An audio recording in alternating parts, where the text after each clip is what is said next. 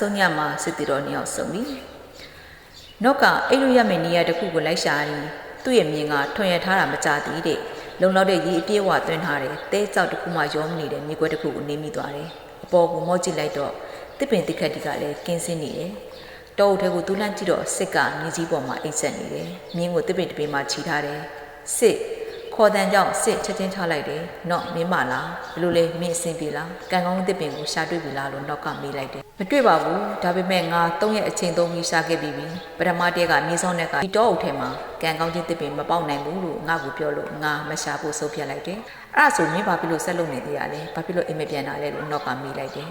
စစ်စကားပြန်ပြောတဲ့အချိန်သူ့တကူလုံးကညစ်ပတ်ပေးနေတာကိုနော့ကတတိထားမိသွားတယ်တကိုင်းဒီပေါ်မှာရှိတဲ့ရင်းကြီးတွေကလည်းသူ့အင်းကြီးမှာပေးကြံနေတယ်တော်စီဖက်နဲ့မှလည်းရွှွတ်နေနဲ့ပေးပွားနေတယ်အဲ့ဒါကိုကြည့်ချင်းအပြင်လွန်ခဲ့တဲ့4ရက်စလုံးကတောအုပ်ထဲမှာရှောက်သွားနေတယ်ဆိုတော့သိတာနေတယ်မင်းဘာတွေဖြစ်နေရလဲကွာမိစောနဲ့ကတောအုပ်ထဲမှာကံကောင်းတဲ့တစ်ပင်မပေါက်နိုင်ဘူးလို့ပြောပြီးတဲ့နောက်မှာငါဒီမြေခွက်ကိုစူးစမ်းတူခဲ့တယ်ကြည်အောင်ဒီနေရာမှာကြည်လင်တဲ့ရေရှိအောင်ကမျောစာကလည်းကောင်းလို့နေတယ်ဒီမှာကြည်စမ်းပါဦးငါရောင်းကလေးကြီးရှိကန်တဲ့သမီးစီကနေဆက်သွယ်လိုက်တဲ့မြောင်းကလေးလေးပြီးတော့ရှိသေးတယ်လို့စစ်ကစကားပြောမရက်ဘူးကိုရိုင်းကလည်းသူကိုရိုင်းတိဆောက်ထားတဲ့ရလက်ကိုတခြားသူတယောက်ကိုပြဖို့စိတ်လိုရှာတက်ကြွနေတယ်ဒီကြောက်ခဲဒီတခိုင်းတစ်ချောက်တွေကဒီနေ့အတွင်းမှာငါခုတ်တီရှင်းနေခဲ့တာမင်းတီလားမသိဘူးဒီကြောက်ခဲလေးတွေကနေစမ်းမအောင်မင်းယူနေပြီလားဘာဖြစ်လို့ခွန်အားစိုက်ထုတ်ပြီးဒီမြေကွက်ကိုမင်းထွန်ရက်တာလဲမြေကွက်ကလည်းပြီးတော့မြေကွက်တစ်တီလေးကံကောင်းတဲ့တဲ့ဘယ်နာပေါက်မလဲဆိုတာကိုမင်းသိတာမဟုတ်ဘူးဒီတော့ကမင်းမြေခွက်တဲ့အစာပေါင်းမှသာကြီးတယ်ဆိုတာမင်းမသိဘူးလားမင်းကတုံးပဲကွာတယောက်ကတိကျတဲ့နေရာကိုတိတိကျကျပြောပြမှာပေါ့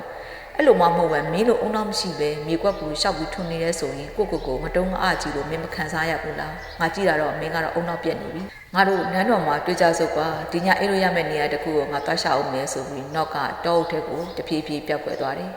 စစ်ကအဝေးကိုငေးကြည့်ပြီးနော့ဘာဖြစ်လို့ဒီလိုစကားတွေပြောတယ်လဲဆိုပြီးစိတ်ထဲမှာအံ့ဩနေတယ်မော်စီယာကငါတို့ကိုကံကောင်းတဲ့တစ်ပင်သွားရှာနိုင်လို့ပဲပြောခဲ့တာဒါပေမဲ့ငါတို့ဘာမှမလုပ်ရဘူးလို့မှမပြောခဲ့တာလို့တွေးနေခဲ့တယ်ကံကောင်းခြင်းကိုသာယုံကြည်တဲ့သူအတွက်ကတော့ပတ်ဝန်းကျင်ကိုဖန်တီးတိဆောက်တယ်ဆိုတာကသူတို့အတွက်မဟုတ်တရုပ်ဟာတာတစ်ခုပဲ